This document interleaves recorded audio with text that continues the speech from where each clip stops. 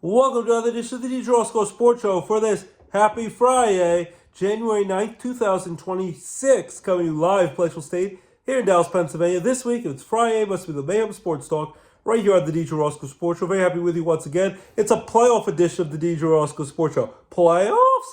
We have included yesterday 5 straight days of playoff football, yes, because we have college football yesterday, last night, thrilling game, Ole Miss, all the Lane Kiffin nonsense they've gone through.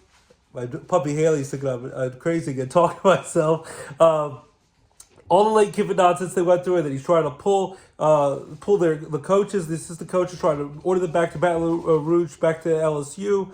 And he's getting paid for each step of the way from LSU for every time he advances. Ole Miss advances, just because he assembled the team and then left before the season was over. They had to go through so much.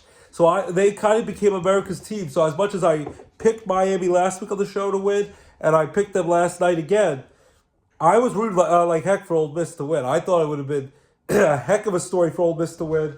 I would have loved for them to shove it right to Lane Kiffin and say, up yours, we can win without you. So that's kind of what I was hoping for. It almost came to fruition. In the end, the defense wasn't able to stand tall, and Carson Beck, who feels like he's been playing college football forever, won 2 national titles as a backup quarterback for the Georgia Bulldogs with Kirby Smart. They signed him this all. I know it's crazy to say signed, but now they have general managers, free agent pretty much every year with NIL deals and transfer portals. It's very much become pretty much like pro sports. They signed him, I think, for $4.5 million, Miami. And Lane Kiffin at one point said, you saw how he played against us last year when he was on Georgia? He's not worth $4.5 million. Well, at times he was pretty mediocre last night, but when push came to shove, Carson Beck got the job done, and he led them on a great long touchdown drive to knock off Ole Miss, ran in for the touchdown right near the goal line with 18 seconds left, gave them the 31-27 lead.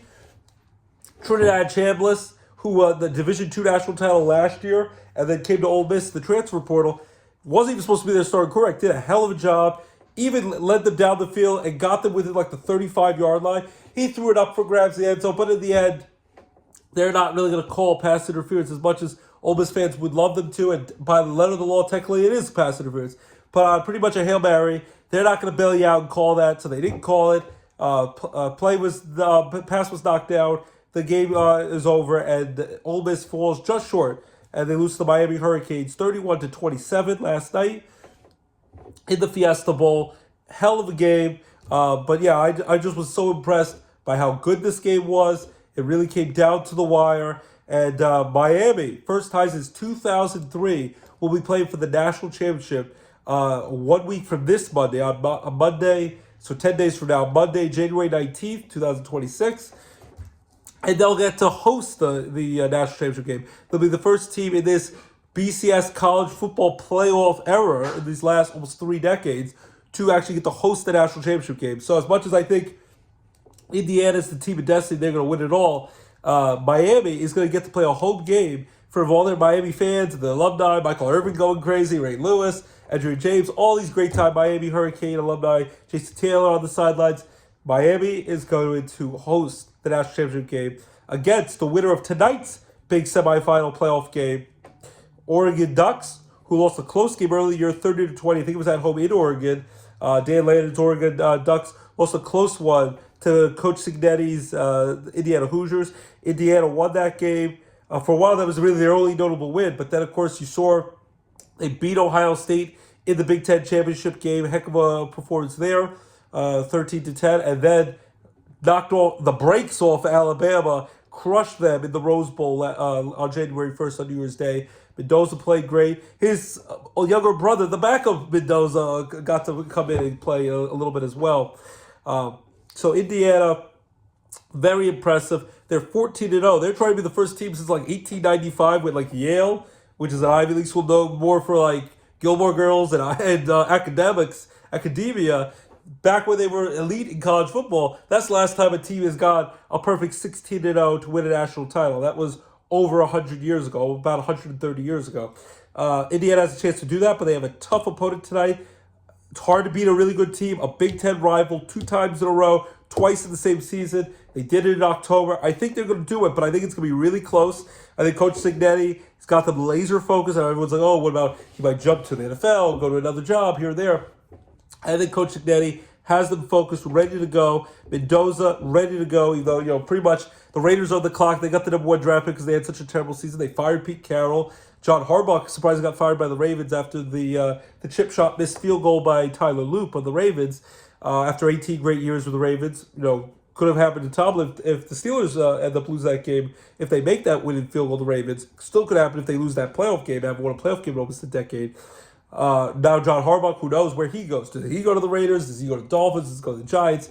Anything is possible. But Mendoza most likely is going to be the number 1 pick and go to the Raiders. The number 2 pick, but that belongs to my stinky Jets. They want to get Dante Moore, the star quarterback for the Oregon Ducks.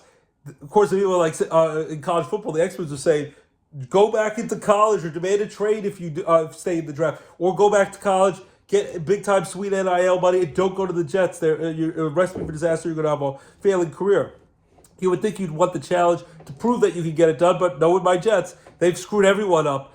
Zach Wilson probably a trade rack anyway, but he was terrible. And Sam Darnold looked mediocre to clueless out there with the Jets and did great for the Vikings last year and did amazing for the Seahawks this year. Have the number 1 seed, hopefully advance throughout the NFC playoffs. Might end up winning a Super Bowl this year, his first year in Seattle.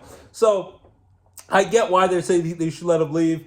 You should not go to the Jets. You should maybe come back to college rather than go to the Jets because the Raiders have number 1 pick, probably Mendoza. Number 2 pick Jets. Will they get more? We'll see if Moore stays in the draft or demands a trade or comes back. But it's probably pretty much a battle of the rated Heisman Trophy winner in Mendoza versus Moore, the number 1 and 2 pick in the NFL draft if everything goes the way he's planned today. I know it's not until April in Pittsburgh, the draft, so another 3 more months.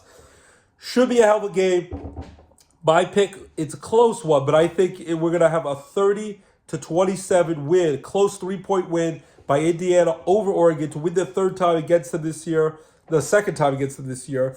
Very tough to beat someone twice, but I think they'll get it done. But Oregon's going to give them a hell of a run. I think Indiana goes to the national title game. And I think Miami being at home, it's going to be really tough to beat them. But I'm still thinking Indiana's the team of destiny. Mendoza seems like the nicest guy ever. Is the team? Who knows what it'll be like in Sin City in Vegas. I think they're the team of destiny. And Coach Cignetti's the team is going to lead this team to a national title. And I think they're going to beat the Miami Hurricanes in a high-scoring game. But I think they'll win 34-24 at the national title game in 10 days. So those are my rest of the college football picks. Hats off to Ole Miss. Their interim coach, now full-time coach, the defensive coordinator who took over for Lane Kiffin, did a hell of a job, got all that white noise out of there. Coach Weiss Jr., Charlie Weiss Jr., offensive coordinator for helping them out, and all the coaches from LSU who now go to LSU to follow Lane Kiffin, get pushed and pulled, in many different directions. For them to be able to focus, the players were able to focus and get the job done and almost pull out another upset after they crushed Tulane, beat the Georgia Bulldogs on New Year's Day, and then very came close to beating Miami. Trinidad Chambliss, great job coming from Division II. They can have a chance to appeal the decision, but most likely now is going to go to the NFL draft, which is interested. Maybe another the Jets can screw up. Hopefully not. He was trying to get his 6th year of eligibility. I know these guys don't seem to ever want to leave. They get NIL money, go to these elite colleges on national TV for the college football playoff and all that. But as of now, the NCAA has rejected his claim for a 6th year. Sometimes they offer 9 years. You might as well have 2 doctorates by then at that point. Like in Tommy Boy, they're like, you can go to college for like 6 or 7 years. And David Spade told Chris Farley, you got your doctorate yet? Because at that point, really, you should have more than a bachelor's degree. But Chambliss has been denied. So as of now, his college football career is over. We'll see if that gets overturned. But as of now, Ole Miss is in the market for a new quarterback. But what a run they went on. And it would have been awesome to see them win a national title in spite of Lane Kiffin, though I hated that he was getting compensated by LSU every step of the way, like he was the one winning them those games. But yeah, Ole Miss, their Cinderella story ended yesterday. But yes, again, tonight, 7:30 p.m. on ESPN and the ESPN app. Check it out. Indiana, number 1 team in the country, 14-0. Trying to beat Oregon for the 2nd time this year. And that will be tonight, and I think they'll win 30-27, a close battle. Again, all 4 teams, the Final Four, the semifinals, and now going into the national championship game next week.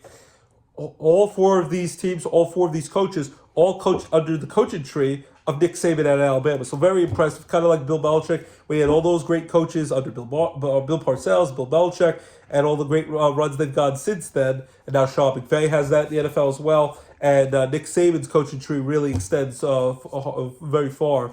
And so, yeah, it should be an awesome game tonight. Hopefully we'll have a great game.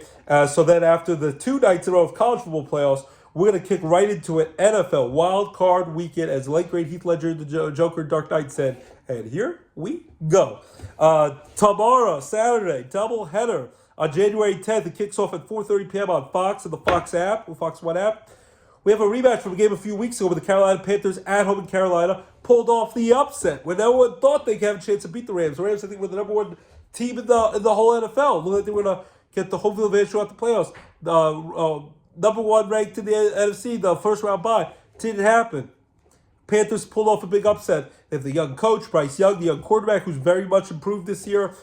They did lose to the Buccaneers that last game of the season like I thought they would, and they pretty much backed in because, as I thought, backing in. The Atlanta Falcons were able to knock off their own Saints, and the Saints had gotten hot. Kirk Cousins and the Falcons had gotten hot. Raheem Morris still got fired. Who knows who the Falcons coach will be? And Michael Penix, will he be the quarterback? Will Kirk Cousins be the quarterback? One way or another, he's going to get a chance to play because Kirk Cousins, whether it be the Falcons or someone else, did a heck of a job. Who knows if he goes to the Steelers or the Jets or another team looking for a better quarterback. So the Falcons won. They had a 3-way tie, 8-9. Even the Falcons had been eliminated from the playoffs a month ago, and the Panthers got in.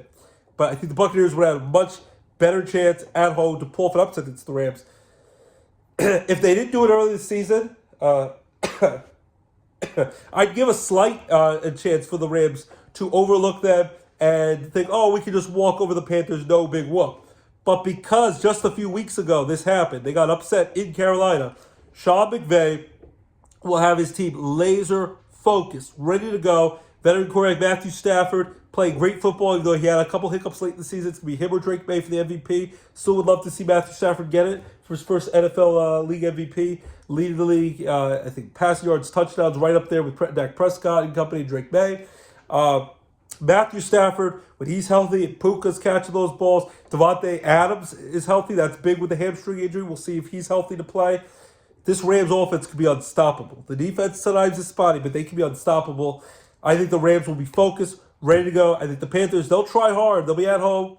But I think the Panthers, this is pretty much the celebration. We got to the playoffs. Bryce Young, he's like second year in the league. They're a team on the rise, but I don't see the Rams be able to win this game. I don't see the Panthers be able to win this game over the Rams if they just did it a couple weeks ago. I think the Rams, laser focus. This will be one of the rare upsets of wildcard playoff weekend and a road upset. The LA Rams go into Carolina as a wildcard team. They're dangerous, the Rams, especially against a bad young Panthers team. And they're going to crush the Panthers. I'll go with 34-17. Rams over the Panthers to advance to the divisional round 2 next week. Then the second game on 8 p.m. Amazon Prime Video. We have Kirk Herbstreit and Al Michaels. Legendary. Do you believe in miracles? Yes! And Al Michaels, 81 years young, just declared he'll be back for his 40th season in a row calling NFL football. And it'll be for Thursday Night Football again on Amazon Prime Video next year in 2026. So great to see the forever young Al Michaels continue to do what he loves. And it's going to be a great NFC North matchup. Packers at Bears. The Bears. The Packers should have won both games against the Bears this season. They played each other late in the season. Packers got the big win the first one. Then the Packers free-for-all. Jordan Love got hurt. No one expects the Packers to be able to win this game because between the Packers falling off the deep end, then Micah Parsons blown out his knee, beat out for the rest of the season. Pass rush is going to be hard, almost going to be non-existent. And Matt LaFleur has to hope that his quarterback Jordan Love is fully healthy after concussion protocol and he can get this guy ready to go. Malik Willis is a pretty solid backup if need be, but if Jordan Love's not healthy, they don't have a chance to win this game. The Bears have won a lot of games close this year. They've not impressed a lot of times because they've won games that a lot of times you should lose. Like the Chiefs won a lot of those games with like voodoo magic last year that this year they lost and looked a lot worse when a lot of times last year they could have been that bad, but they found ways to win, so it made it look better. Caleb Williams, great first season in year 2. The NFL first season under Ben Johnson, the former offense coordinator of the Detroit Lions. The offense was clicking. The Bears at home, primetime game. A lot is expected of this Bears team that they're going to be able to get this done. I want to pick the Bears to win, but I'm going to go on an upset. I went back and forth. No one expects the Packers to win, and that's why I think the Bears are right for an upset. Bears already experienced the playoffs. Jordan Love, if he's healthy, that's the big if. The Packers should have won both times against the Bears. They had the botched onside kick and all craziness. The Bears lucky to win that game late in the season, and that's after Jordan Love got knocked out. If Jordan Love is healthy, I don't think playing on the road in cold Chicago when he's used to cold Green Bay, Lambeau Field, is going to bother. I think the Packers win this game. A little concerned about the lack of pass rush without Micah Parsons there, but I think the Packers get it done. And I think Jordan Love's playoff experience is going to come in handy. I think Cam Williams might make a costly mistake late in that game. I think it's going to be whoever has the ball last. And I'm going to go with the Packers in a high-scored shootout. 34-31. Packers on the road knock off the Bears in the first round of the playoffs in Chicago.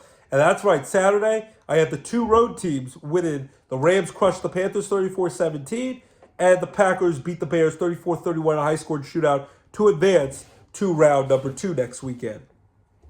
Then Sunday, January 11th, we have a triple header. Playoffs, anyone? Day 4 in a row of playoffs. 1 p.m. CBS. The Buffalo Bills, 12-5 at the Jacksonville Jaguars. My buddy Dan Tortora covers a lot of the games in Jacksonville. Almost no one's given the Jaguars a legit chance to win this game. You know, a lot of people are like, are you insane, Ross? DJ Roscoe, because the Jaguars won the division. They're on an 8-game winning streak, like the Texans are a 9-game winning streak with the Steelers. No one thinks the Steelers can win that game. Trevor Lawrence doesn't have a ton of playoff experience. He had that big playoff win under Doug Peterson as his head coach, but they came back to beat Justin Herbert at the Chargers a few years ago, 3 years ago. I think that was in Jacksonville. But the Jaguars, as hot as they've been, they haven't beaten a lot of great teams. And the Buffalo Bills, I think, are the only team that if Josh Allen is healthy, I think they're right to beat anyone, whether they're home or road. I know they're going to have to pretty much go as road dogs the entire playoffs. They had their last home game at Highmark Stadium in Buffalo. Unless something crazy happens with upsets in the playoffs against my stinky Jets. And they crushed the Jets with Mitchell Trubisky, the backup quarterback, throwing 4 touchdown passes. Everyone's getting their incentives. And Josh Allen took the first snap just to keep his consecutive game streak alive. But they rest his ankle, which was a little spotty. If that foot is healthy, then I think Josh Allen, the Buffalo Bills, along with the guy who won the rushing title in the NFL, James Cook, is going to go on a run. And I think they start this weekend, this Sunday. They go on the road to Jacksonville, and they're going to beat the Jacksonville Jaguars. If not, Sean McDermott, a good chance he might get fired. Maybe John Harbaugh goes to the Buffalo Bills. Who knows? It could be some teams that are still in the playoffs who might dump their head coach. Mike McDaniel of the Dolphins, who they just fired. He might go to Miami as well, Harbaugh. But I think Buffalo gets it done. Jaguars will play tough, but I think they're going to make some mistakes. I know they've been clicking between Jacoby Myers, their young star head coach Liam Cohen, along with Trevor Lawrence and company. But I think the Buffalo Bills, Josh Allen, James Cook put on a show. Defense does enough. And I'm going to go with Buffalo over the Jaguars. 31-20. They win by 11 points on the road in Jacksonville and advance to round number 2. So Buffalo knocks over the Jaguars. That's 3 road dogs. Or Rams are telling you are a road favorite against Panthers, but that's 3 road teams winning the first round playoff matchups. That will end, though, for the second game of the triple header on Sunday. 4:30 p.m. on Fox, the San Francisco 49ers at the Philadelphia Eagles in City Brotherly Love in Philly. 49ers had a chance to win against the Seahawks at home in San Francisco.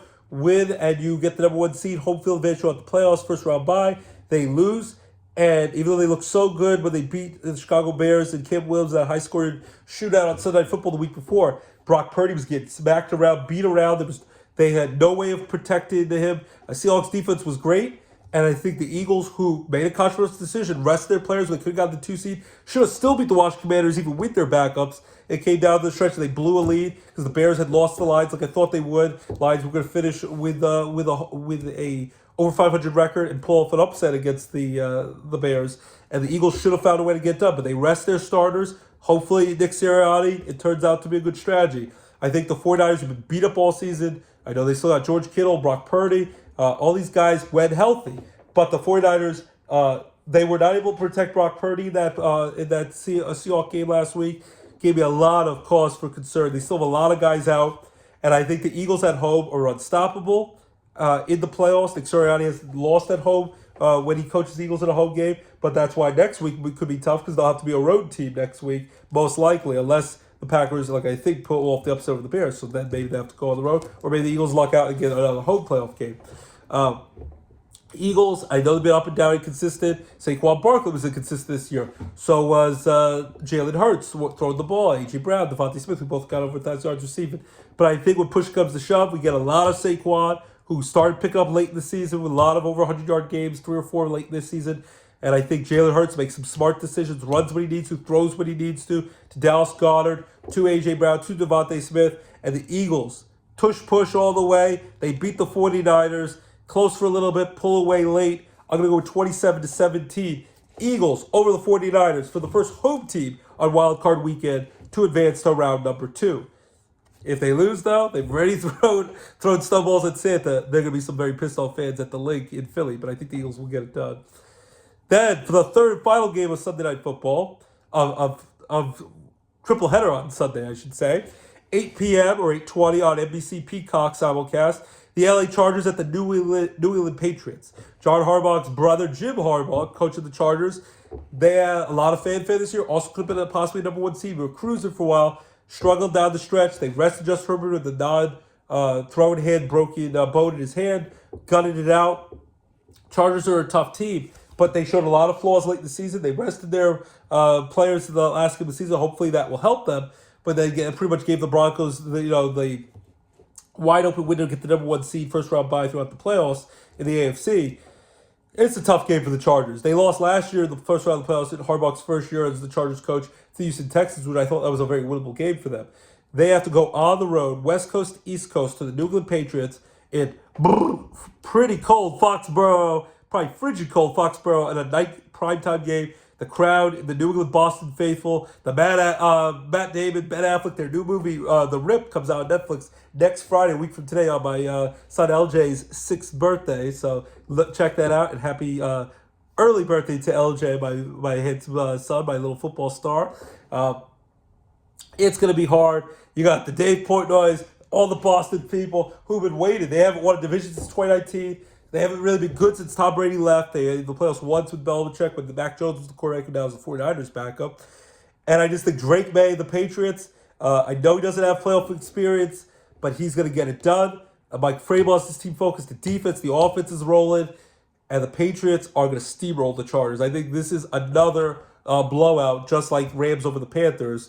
I think the Chargers keep it close for a little bit, but by quarter number 2, and especially the second half, I think the Patriots wipe the floor with them at home in New England. Big home field advantage. If it was in LA, I'd give the Chargers a slight chance. Patriots are going to steamroll the Chargers. I'll go with 33-16. They win by 17 points. Patriots over the Chargers to advance to round number 2. And their first playoff win since Tom Brady, from back when I think their last playoff win was when they won the Super Bowl the 2018 season in February 2019. First playoff win in 7 years. And the words of Matt Damon, how about them apples? Finally, on the 5th and final day of playoff football, college and NFL football, third in a row for NFL football. The 6th and final game of Wild Card Weekend. We have on ESPN ABC simulcast, I think also ESPN2 with the Manning Brothers simulcast. Monday, January 12th. Happy 12th. That's, my wife and I, we met on the 12th. We give each other happy 12th cards, little presents every month. All these years later, over a decade later, we're still doing that. Hopefully the kids get a kick out of that one day when they see us old and crazy. And they're like, oh, Mom and Dad must have liked each other. That they wrote these cards to each other years later, well after being married for many years. It's my wife's Pittsburgh Steelers. And I know Seth, who watches the show, he's a big Steeler fan. The Steelers host the Houston Texans, 8:15 p.m. on ESPN ABC. No one outside of Pittsburgh, even a lot of people in Pittsburgh, are giving the Steelers a chance. The Texans have won 9 straight games in a row. They're the number 1 defense in football. D'Amico Ryan's great young defensive-minded head coach. Got his team up off the scrap heap when they were like 2-5, 3-5, played horrible. C.J. Stroud went out. Davis Mills, their backcourt, they had a win with him. They found a way to get it done. The Houston Texans have got an amazing run. The defense has shut down many opponents. Hard to stop, hard to score on them. Run for a lot of yards, throw for a lot of yards against them. The offense is starting to click with C.J. Stroud and company. A dangerous team. They're playing great football at just the right time. 9-game win streak. But the Pittsburgh Steelers, I know they haven't won a whole playoff game in a long time. They haven't won a playoff game since 2017. Playoffs? Almost 10 years ago, 9 years ago, when they went on that run to the AFC Championship game before Tom Brady and the Patriots crushed them. They beat the Dolphins at home in the first round in early January 2017. Then beat the Kansas City Chiefs in round number 2 before they got Pat Mahomes. Alex Smith was the quarterback. It was all field goals by Boswell. The Steelers, who had to get holy water by the end zone where Tyler Luke missed that chip shot 44-yard field goal to win that game with the Ravens. Because every time, going to give a lot of credit to Aaron Rodgers, who looked horrible the week before when they were so focused on Myles Garrett not breaking that sack record. And he broke it anyway, but against Joe Burrow and the Cincinnati Bengals the week after. No DK Metcalf. They got Calvin Austin back this time. My wife calls him fake Juju because he's got Juju's number 19. James Conner is number 30, was 30 on the Steelers, and now Jalen Ward wears 30, so he's fake James Conner. She only remembers the old school Steelers from a few years ago. But Aaron Rodgers balled out in the second half. They went down 10-3 at halftime, got the pass interference against Freiermuth. The Ravens got called on at the 1-yard line. Instead of kicking the field goal, they go for it. But they try to go on the outside with Kenny Gainwell. That didn't work. The team MVP this year. So the Pittsburgh Steelers down 10-3, but they get the ball to start the second half. They score, and the Steelers kept scoring. And then when the Ravens kept scoring, including Lamar Jackson somehow was able to split the defenders when he should have got easily sacked. 2 bombs of over 50 yards to Zay Flowers wide open down the end zone. And you're like, the Steelers are going to blow this. They keep blowing it because every time Aaron Rodgers throws touchdowns and gives them the lead back, the Ravens take the lead back. But finally, 55 seconds to go, Aaron Rodgers finds a wide open with a little juke shake into the end zone. He finds a wide open Calvin Austin, fake Juju number 19 for the touchdown. 55 seconds left. But of course, Chris Boswell misses the extra point. Are you kidding me? The most clutch kicker in football, who beat my stinky Jets in week 1 by a 60-yard field goal. He missed extra points, so now they're only up by 2. So now the Ravens not only can just tie the game, they can win the game on a field goal. And you knew Lamar Jackson was going to get them in field goal range. Lamar Jackson played very well. Everyone bashed him that he doesn't get done in the playoffs. Crunch time, a lot of times that's been the case. He played very well and amazing in this game, especially in the second half. 4th down, 4th and 7. Big diving catch. He tried to swat it away. Jalen Ramsey was trying to swat it away. But likely their other star tight end, along with Mark Andrews, likely caught the ball. They have the ball in field goal range. I still think with 15 seconds to go with like 2 timeouts, they could have ran another play without just having like you lose a yard or 2 by running backwards and wasting time. They could have ran forward with Derrick Henry, who had another great game on his birthday, bashing over people. Him or Lamar Jackson, if you don't want to risk a fumble or anything or throwing a pick, have Lamar Jackson or Derrick Henry trust them to run a few yards forward, get it even a little closer for the rookie kicker. Because in the end, and now there's crazy talk that they might even cut the rookie kicker because he also made a bad play where he kicked out of bounds and the Steelers started at the 40-yard line. And one of their late second half drives, Aaron Rodgers led them on a touchdown. Times even his comm link in his helmet wasn't working. So Aaron Rodgers pretty much having to draw plays like it's Sandlot football. It's like, you go there, I'll get this done. I'm 42 years young. Forget what our offense coordinators call it. We're going to get this done. And Aaron Rodgers played amazing football. And no matter what, even if they don't get into the playoffs, this was a success. They won their first division since 2020. They get home field playoff game. And they get DK Metcalf, who hopefully will play the game of his life to redeem himself after, yes, the fan I'm sure was annoyed as heck, but he made the stupid decision, Metcalf, to go in the stands, the same guy he dealt with when he was in Seattle, when he played Detroit, and was whacking the guy and hitting the guy in the face, trying to pull his silly blue hair. And he made the selfish, stupid decision, got himself suspended for 2 games, which I thought was a little too harsh. But it almost cost them playoffs because they lost the Browns when Metcalf could have probably helped them win that game, and they very well could have lost to the Ravens. But they got to stay up execution because Tyler Luke, probably a little nervous and shaking, he yanked it, and when you watch the replay, it wasn't even close. I'm trying to cover it. I was like, I can't watch. And he hit it so far wide, the crowd went crazy, and that's exactly the end zone pregame where the Priest in Pittsburgh. miraculously poured holy water. They got to douse the whole field in holy water to give the Steelers a chance on Monday night. And he missed that chip shot field goal. Ravens lose. Harbaugh gets fired. Lamar Jackson, who knows if he goes up. Jets, I'm sure, would love to have him. I'd take him in a second. But he'll probably come back to the Ravens. They picked Lamar over Harbaugh or it's Todd Monken, the offensive coordinator. A lot of people said that they would have kept Harbaugh if they were willing to get rid of the offensive coordinator. Harbaugh didn't want to do that. So the Steelers, they beat their arch rival, their arch nemesis, the Ravens, who knocked them out of the playoffs last year, the first round playoffs. Hallelujah, hallelujah. Get all the holy water needed. Steelers, could they be a team of destiny? I don't necessarily think they're going to go on a Super Bowl run. Some people are like, they're going on a Super Bowl run. I think that's also Antonio Brown posted on social media. He's got some CTE, alleged CTE issues with after that Burfict hit from over a decade ago. Texans at Steelers. Pittsburgh, another thing to think about. Whether it be Bill Cowher or Mike Tomlin, they have not lost a home Monday Night Football game since 1991, 34 seasons ago. They win. Whether it be against a bad team, like against the Dolphins, who were mediocre at the end of the year. They beat them on December 15th at home in Pittsburgh on Monday Night Football. A bad team or a good team. The Steelers, typically, they win at home on Monday Night Football. They get it done. And Tomlin gets it done. And I know people are going to call for a job if they, again, for another year, almost 10 years, it would be without a playoff win. He deserves to stay. As frustrating as he is, he still has gotten them to the playoffs almost every year. I know at times I'm getting annoyed with his frustrated. The standard's the standard. As soon as he gets his 9-8, it used to be 8-8, but now 9-8 because there's 17 games until we get to 18 games. We get back to even games in probably a few years. And the season probably goes into March. Who knows? Mike Tomlin, has that losing season. He was 19 years as the head coach of the Steelers. And then they're like, that's enough. And they don't get done in the playoffs. But I think by winning last week, if they would have lost last week, I would have been fired.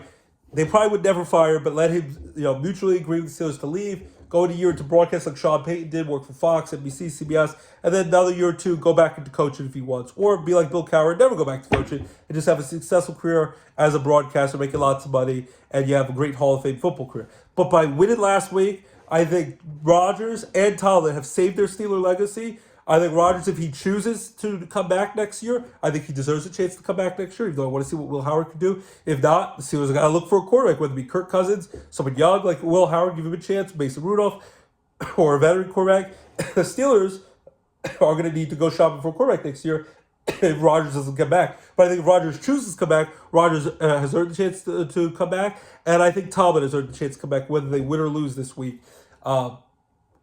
If they would have lost that game, I think Tomlin, a good chance he would have left. And I still think a lot of people are going to call for a job if they don't win, and they continue that playoff drought, which is unacceptable for a team that's used to winning Super Bowls, has the most Super Bowls in Super Bowl history, along with the New England Patriots with 6. And really, those are Tom Brady Super Bowls because they got nothing before or after him in terms of Super Bowls. Let's see what Jake May can do now in the playoffs.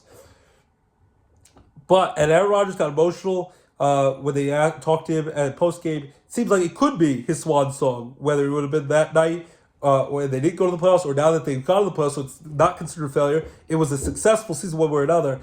This could be it. It would be great if he could go out on top. If he could win a Super Bowl miraculously, no one expects. Then I think definitely you go out on top like Peyton Manning did with the Broncos 10 years ago. But if he can't, I still think it would be great to see Rodgers come back for another year. But it also seemed like he was emotional, like this will be his final ride, and at least he gets to do it one more time in the playoffs, which he hasn't, hard to believe, hasn't been in the playoffs since 2021, when the Packers got upset in 2020 by the Buccaneers in Brady's first year after the COVID year, when they should have, everyone thought they were going to win that game at Lambeau Field against Tampa Bay, and the Buccaneers won that Super Bowl, and Rodgers, everyone thought would win, and then Rodgers won another MVP 2021, and the 49ers in the snow pulled off the upset at Lambeau Field in the second round of the playoffs. He hasn't been in the playoffs since because they lost the last game to the Lions in 2022. So they fell just short of the playoffs in his last year with the Packers. Jets tore his Achilles 4 plays of the season, so that was a wash.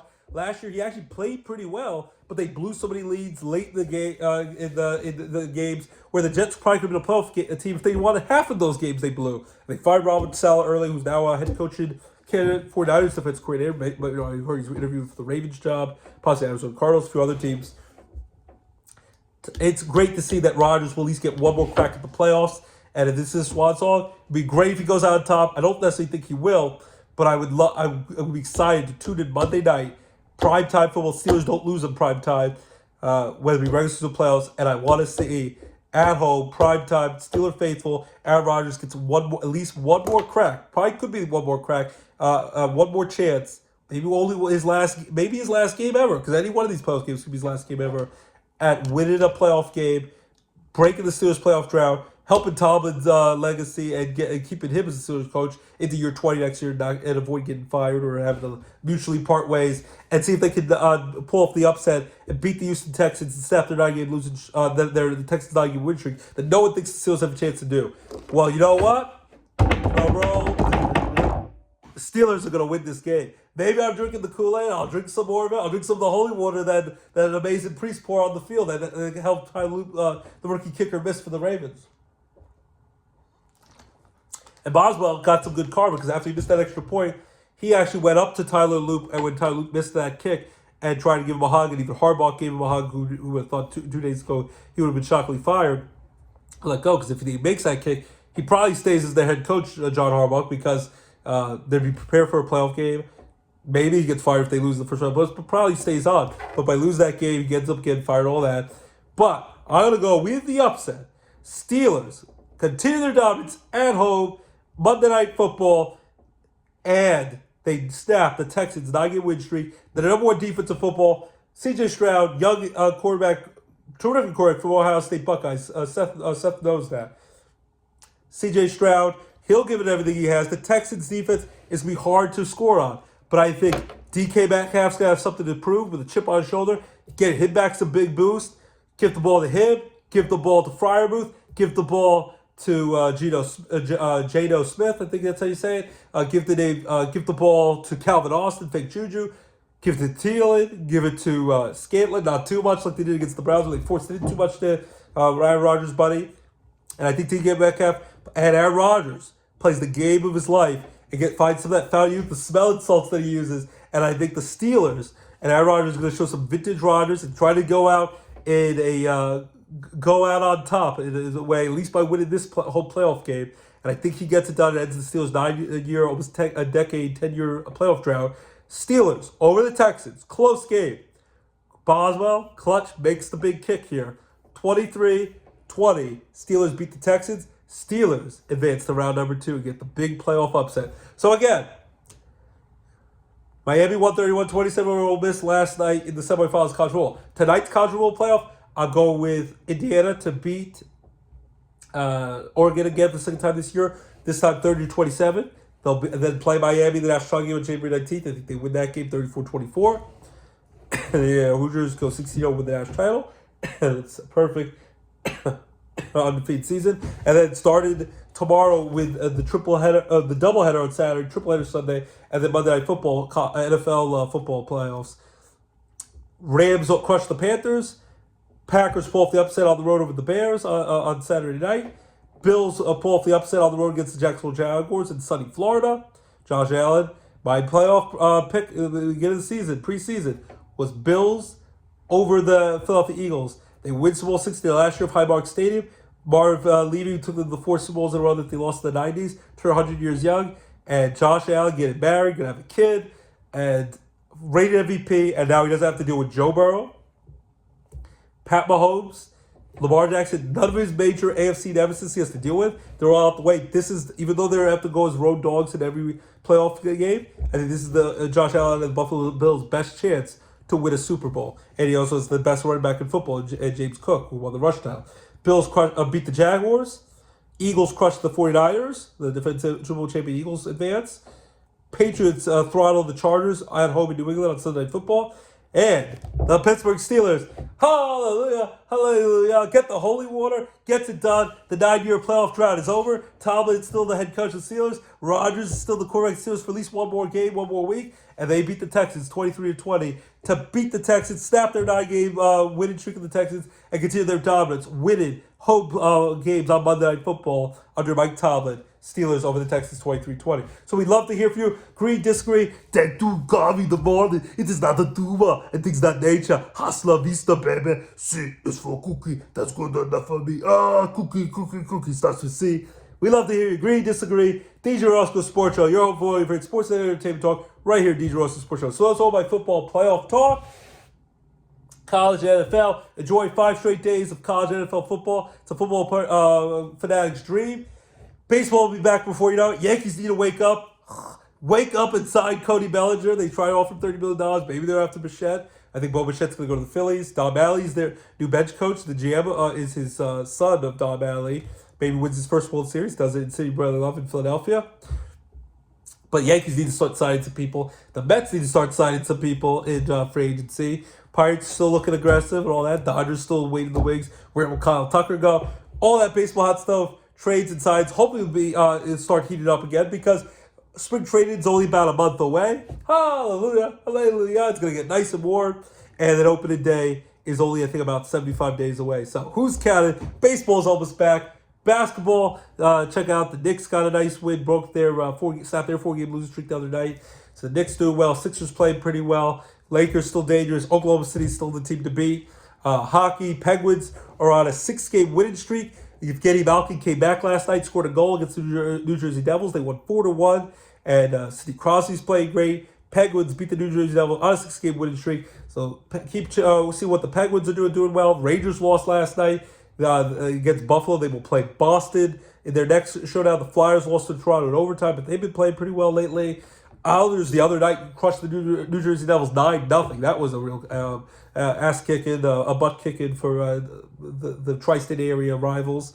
So hockey, check it out. Baby Penguins, they're not back home for like another week or so. But so hockey, check it out. Get ready for the Winter Olympics because it'll be about to be a stoppage of hockey play, NHL. But then we get Winter Olympics in Italy with the NHL Stars again. And you saw how excited that was with the Four Nations tournament last winter. Should be very excited. USA versus Canada. Will they have their grudge rematch for the gold medal this time? The Canada won last year in a close one. Let's see if USA can get it done this year. It would be very physical, probably a lot of hockey fights. So it should be great if you're a diehard hockey fan. So hockey, basketball, baseball season news. Can't wait for it to be back. And then football, of course, all the great playoff football playoffs. And then movies. Check out all the movies. I know there's two new movies this week. Migration. Greenland Migration. I know there's rumors about Trump wanted Greenland. This is a sequel to the movie Greenland that came out in 2020. You can watch on HBO Max. The sequel comes out this week with Gerard Butler. My wife loves Aussie boys. So good night, mate. Another shrimp on the bar, mate. Foster's Australian for beer. That's not a knife. This is a knife. She's a big crush on Gerard Butler ever since P.S. I Love You and the 300 Days. So that comes out this week. And also Primate looks like a crazy horror movie with like crazy monkeys going nuts. That, if you like horror, it comes out. But we also saw the Neil Diamond Song Sung Blue cover band movie with Kate Hudson and Hugh Jackman. Great movie, great Neil Diamond songs. Highly recommend that. Avatar's still out. Anaconda, with funny horror movie with Jack Black and Paul Rudd. So a lot of great movies and a lot of great streaming shows as well to check out on Netflix and movies and all that great stuff. Keep it locked. DJ Roscoe Sports Show, your home for all your favorite sports and entertainment talk right here at DJ Roscoe Sports Show. Before we wrap up, sing a song to my beautiful wife, Abby. Love you all my heart. Lorelai, my beautiful daughter. Love you. And my handsome son, Elder, about 36 years young. Next Friday. Love you, buddy. And I'm going to sing. You make loving you easy. It's our wedding song from Zach Brown, my wife's favorite artist. You make loving you all I want to do. Every little smile and every single touch. Reminds me just like George Costanza. Reminds me just how much it makes loving you easy. I'll sing it again. Please don't. Ease. Pause for effect. And love you, Abby. Love you, Lorelai. Love you, Alden. And I love each and one of you guys for tuning in each and every week to DJ Roscoe Sports Show. Your home for your favorite sports and entertainment talk right here at DJ Roscoe Sports Show. Have a great weekend. Enjoy all the great playoff football playoffs. And get down, get to the chopper, enjoy all the football and things of that nature. It is not a tumor. Oh my gosh, we got to enjoy the football. Arnold Schwarzenegger, he has taken over your airways and enjoy the football. Hasta la vista, baby. See you next week, everyone. Bye-bye.